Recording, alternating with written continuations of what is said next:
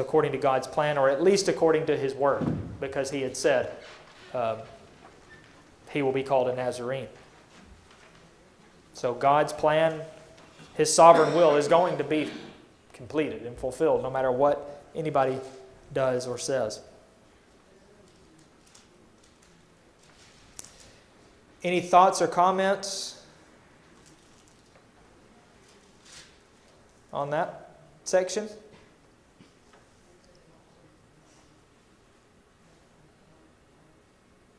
All right, then let's look at verses 40 through 52, if somebody is interested in reading that for us. And the child grew and waxed strong in spirit, filled with wisdom, and the grace of God was upon him. Now his parents went to Jerusalem every year at the feast of the Passover. And when he was 12 years old, they went up to Jerusalem after the custom of the feast. And when they had fulfilled the days as they returned, the child Jesus tarried behind in Jerusalem. And Joseph and his mother knew not of it. Where however much you want, as long as you don't go past 52. Well, I was trying to find myself. But they supposed him to have been in the company, went a day's journey, and they sought him among their kinsfolk and acquaintances. And then they found him not. They turned back again to Jerusalem. Oh, wait.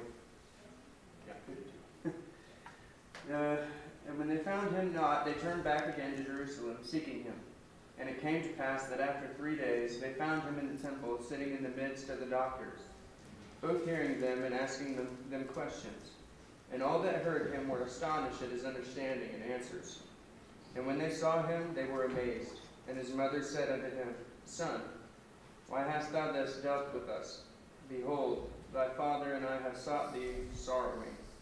And he said unto them, How is it that ye sought me? Was ye not that I must be about my father's business? And they understood not the saying which he spoke unto them. And he went down with them and came to Nazareth, and was subject unto them. But his mother kept all these sayings in her heart. And Jesus increased in wisdom and stature, and in favor with God and man. Okay. So this is the incident, the single incident that's recorded from his entire childhood, the first 30 years of his life, or 29 or so years of his life. This is the only event that's recorded in the whole thing. It's like the Home Alone thing. I mean, literally, like they thought he was with their family, like they were all together, like exactly, and then they realized, like, oh no, he's not actually here. Yeah, like, they no, ripped off Luke and made millions of dollars by. Yeah, they got it. So if you think that, if you watch Home Alone and you think how unrealistic could that possibly be, what kind of parents could ever not notice that their child wasn't there? Jesus. Be careful, because Mary and Joseph were two of those parents. But they had a reason. We don't know how many of Jesus' siblings were born, probably several of them at this point, because he's 12 years old. But either way, it's not just his siblings, but usually when traveling to Jerusalem for these feasts, or these observations, they would travel in larger bands, larger groups, like from that region. Other family probably, other fellow villagers or your townsfolk, people that you know or that are doing the same thing you are. The Jews were a very close-knit community. So they would travel in these groups because it made more sense to do that for multiple reasons, safety being a huge one. So they obviously assumed that he was with, somebody else, one of his friends. Maybe he's with, one of the cousins or somebody else. He has to be, why wouldn't he be here? He's always here with us. This is nothing like this has ever happened before. He's probably just with one of his friends or somewhere else in the big party here. But then they suddenly realize he's not.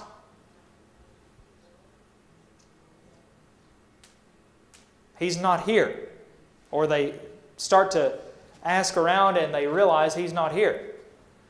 Nobody knows where he is. Turns out he's still in Jerusalem. It says they searched for him among their relatives and acquaintances. There's the group of travelers.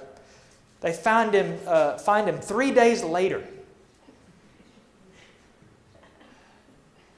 They were in Jerusalem for 3 days.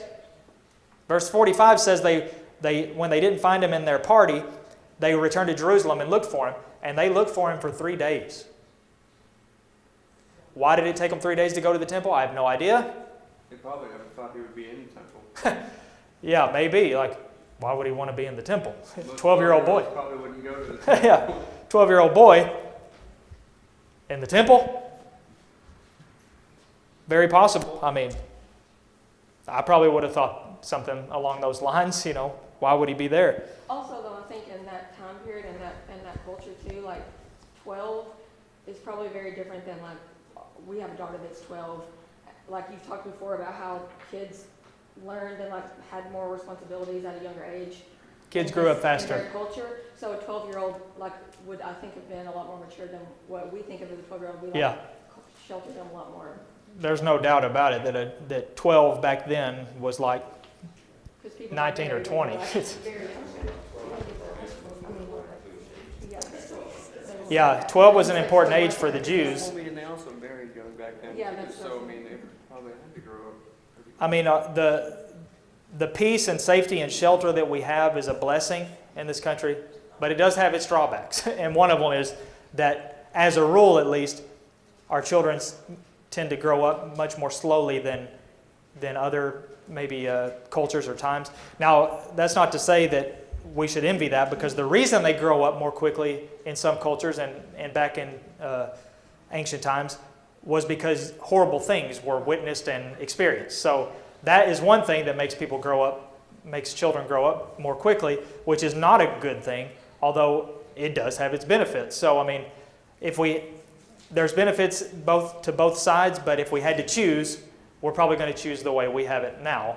Because as a rule they grow up more slowly doesn't mean they have to, because there are ways that we can help them to mature in a more timely way. So Jesus' maturity level was apparently above most 12-year-olds. And 12 was an important age for a Jewish boy because it was the point in which they become a son of the law, a son of the commandment. You know what the word is for son of the commandment? In Jewish language, whatever it is technically, if it's Hebrew or I don't know what the other dialects are. I know you know what it is, you just don't know you know what it is. Every single person in here knows what it is. Somebody give me your Jewish vocabulary. What's your Jewish vocabulary? Is that their bar mitzvah? That's it, yeah. Bar mitzvah. That's what it means. You be son of the commandment. That's what bat mitzvah is daughter. Bar mitzvah is a son. That happens at age 12. That's when they become officially, according to custom, under the yoke of the law of Moses. So, 12 was an important age, and that may be why this event was recorded, or maybe it's just because the event itself. But still, he was more mature, it seems, at least intellectually, above and beyond his peers and any other 12-year-old that they had ever dealt with. After 3 days, they find Jesus in the temple. He's not just hanging out at the temple. He's not sweeping the floor. They don't have him washing the dishes. He's sitting there with the teachers, among the teachers, listening to them and asking them questions. And they were amazed, the people that were hearing him, these rabbis and other teachers. They were amazed. All who heard him were amazed at his understanding and his answers, and probably at his questions too, the kinds of questions he asked. And when his parents saw him, verse 48 says, they were astonished as well, probably at the fact that he was there at all. But maybe they heard some of his responses and answers and questions too. And his mother then speaks, and this is so true to life. One of the problems with reading, and this applies to text messaging also, is there's no tone in text messaging. You have to supply your own tone, and sometimes that gets people in trouble. Because people assume your tone is not what it was.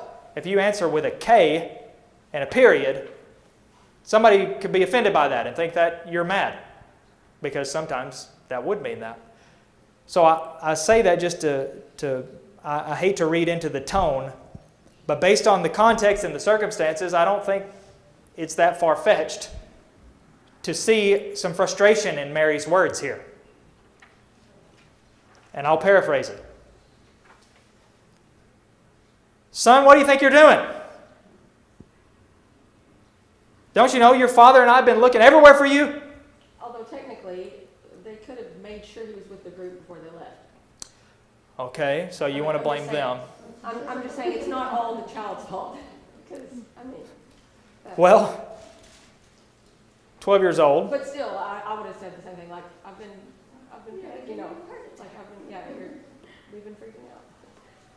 There is something bigger going on here. This is not a situation that simply amounts to an instance that somebody could point to say, well, it looks like he wasn't too obedient to his parents after all, because this isn't very good. Well, there's something bigger going on here.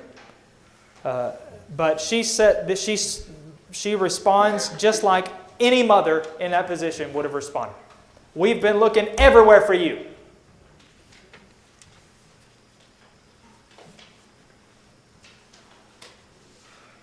It may have been one of those situations where she slaps him in the face and then she hugs him crying. This is for my anger, and we were so worried. 3 days. That's a long time to be without a child, to not be able to find a child. Okay? But his response is even more fascinating and intriguing. And again, we don't want to read anything into his wording and the language, because we could easily take it to sound disrespectful. First, he says, why were you looking for me? Interesting. Why were you looking for me? Well, that seems like could sound like a dumb question. What do you mean, why were we looking for you?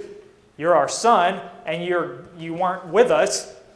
Would you want to just say, oh, well, he'll find his way in life. If he never comes back to Nazareth, he'll figure out how to live. He's 12. Maybe he meant, why were you looking for me anywhere else but here? Where else would I have been? But here is the real memorable thing to his response. Did you not know that I must be, according to the ESV, most newer versions, I must be in my Father's house? Because they know he's different than other kids. They know who he is. She does, and Joseph obviously would have. In moments of panicking of losing a child, it's like you almost might forget about that, and you're just worried. Yeah, they didn't just lose a son. They lost the Messiah. We can't let God find out about this. We lost it. We lost God's son. We've ruined the whole world. But he can't really be lost. Our only job. But yeah, did you not know that I must be in my Father's house? It's a strange phrase in the original language. The Old King James and the New King James after it render it, I must be about my Father's business. And that's how it's usually quoted and remembered. And that's the famous quote of Jesus. Don't you know I must be about my Father's business? But it seems maybe that in my Father's house is a more accurate translation. Or even the word things. I think it's the noun that really throws it off, is because there is no obvious noun to point to like house and business, but it's like the things. My Father's things. I must be in my Father's things. So it's we could see how that could be difficult to translate in English, because things is not very helpful, but yeah. If you think about it though, in today's terms, we're reacting like we would react if we lost our child, right? How we're looking at that, and now you're saying he was the Messiah. They knew he was different. They knew he was that. So he should they have had more faith in knowing no harm was going to come to him. there's nothing wrong or nothing bad or nothing terrible. They reacted humanly, like, Yeah. I lost my kid. But really, if they had thought of him as who he was, they would have had faith that it doesn't matter, he's fine. And honestly, where else would he be? If that is who he is and we have faith in what has been told to us, they shouldn't have panicked, they should have known. But your instinct is panic first, but really you should have that faith in what you already know to be true. Yeah, that's true. It says in the next verse that they didn't understand what he said, which is crazy to me. Like, Well, they didn't understand what he fully meant by grasp that. what he meant.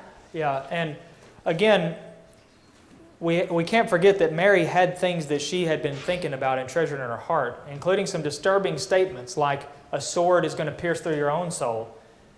This moment there could have been many things that happened because she does not have any idea what God's great plan is for the salvation of man.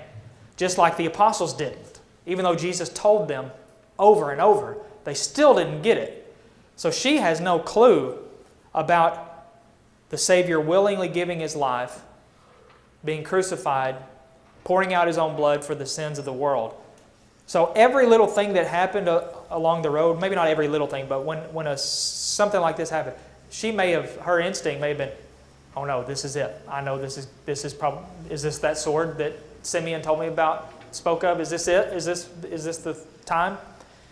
She may have been thinking that on this occasion, because she had no idea what God had in store. Mm-hmm. If they would have had that, what they had in store, there would have been no reason to flee Herod.